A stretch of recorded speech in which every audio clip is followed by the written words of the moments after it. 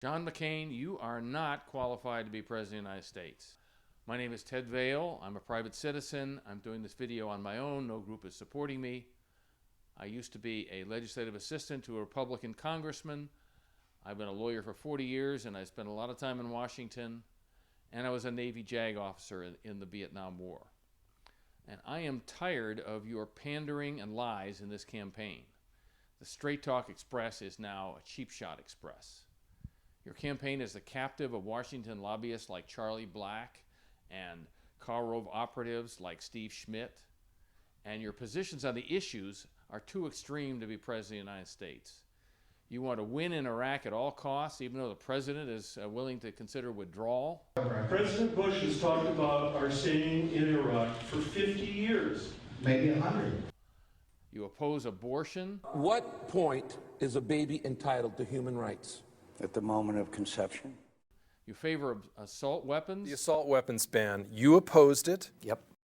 And oppose the ban even though Bush doesn't. A lot of, quote, these weapons are weapons that people use for sport, for practice, for enjoyment. You're terrible on children's rights and the environment, and you want tax cuts for the rich, just like yourself. You want to privatize Social Security, and the list goes on and on as to why you are too extreme to be President of the United States. As a Vietnam War veteran, I am particularly incensed at John McCain using his POW experience to justify everything he has done after that, including his failed first marriage and the 8 or 9 homes he owns. He has also repeatedly voted against increases in veterans' health care, including money for mental health services and brain injury services for veterans. He opposed additional funding for troops' safety equipment and up-armored vehicles in Iraq, and has received a dismal 20% rating from the Disabled American Veterans in 2006. He even campaigned against the bipartisan legislation to update the GI Bill. John, why don't you support your fellow veterans? Are you only interested in glorifying your own military service? You have an explosive temper. I know, I just read in the Times in May of I don't know what you read or heard of, and I don't know the circumstances. Maybe in May of '04 I hadn't had a conversation. I don't know, but it's well known that I had the conversation. Do you have a question on another issue? You're unstable. Well, most of my experience with him was living across the hall from him, and he was well known by his own classmates and everybody that knew him as a very volatile guy, and he would blow up and go off like a Roman candle at any possible time. You act impulsively, and as president, I'm afraid that you might blunder the United States into a nuclear war. I was awarded 2 Silver Stars, 2 Bronze Stars, 2 Legions of Merit, and 2 Purple Hearts. I think I can say with authority that the prisoner of war experience is not a good prerequisite for a president of the United States. You were reprimanded by the Senate for your poor judgment in the savings and loan scandal in the 1980s, and your close friend and economic advisor, former Senator Phil Gramm, with his deregulation policies in the 1990s, has caused indirectly the subprime mortgage mess we're in now and the recent run-up of oil prices due to speculation. Phil Gramm is the guy who called us a nation of whiners. Are we, Senator McCain, a nation of whiners?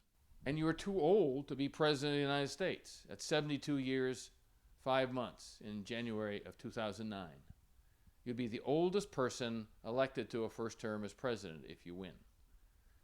And there's also a 20% chance that you would die in office. The data show that the prisoner of war group are dying at an earlier age, and that we suffer lots of residual things that non-POW group really doesn't have to deal with. Given your advanced age, your war injuries, your recurrent malignant cancers, and your family history of dying young on your father's side. And there's a 35 to 40% chance you will die in office if you are a 2-term president. And you have shown 6 of 10 warning signals of Alzheimer's disease, and 13% of Americans over 65 have it. And you have never had an Alzheimer's test. Al-Qaeda is going back into Iran and receiving training. You said that the Iranians were training Al-Qaeda. I'm sorry. Training extremists. I'm sorry. The Iranians are training extremists, not Al-Qaeda. So that makes your choice for Vice President of Sarah Palin completely reckless and irresponsible.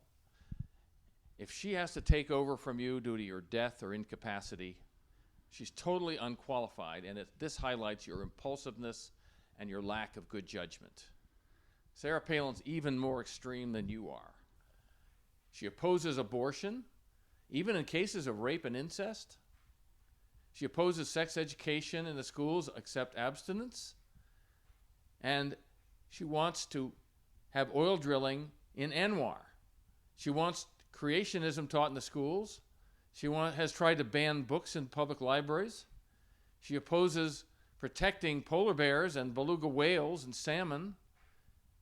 She's a lifetime gun owner and loves to kill animals.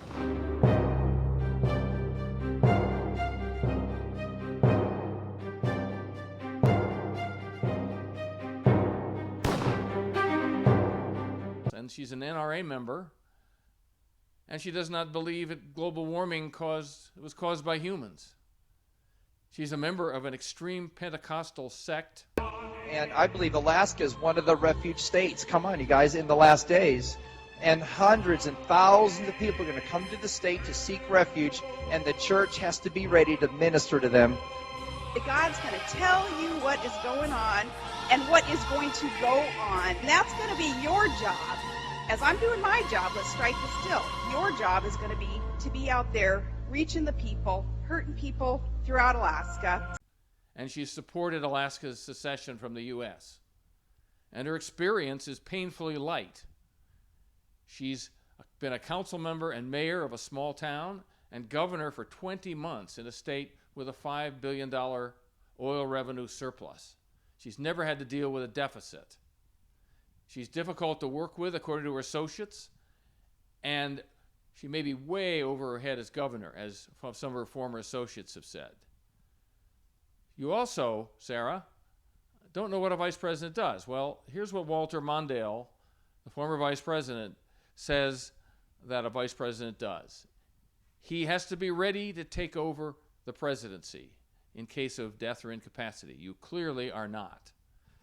He has to be an early warning radar person regarding federal government problems. And you have no federal government experience at all. And you won't be able to make sure that the president hears all sides of an issue before he makes a decision. And third, you have to extend the president's foreign policy. And you've only made one trip abroad in 2007 to Kuwait. You've never even been to Europe or Asia. You only got a passport just recently. If McCain and Palin win, with McCain's record of supporting a failed president 90% of the time over the past 8 years, we can expect 4 more years of gridlock and continuing battles with what will be an overwhelmingly Democratic Congress in 2009. And the executive branch will be staffed by the arch-conservatives you saw at the recent Republican convention. Do not vote for John McCain and Sarah Palin on November 4, 2008. Thank you very much. John McCain's temperament makes it clear that he's not cut out to be president of the United States.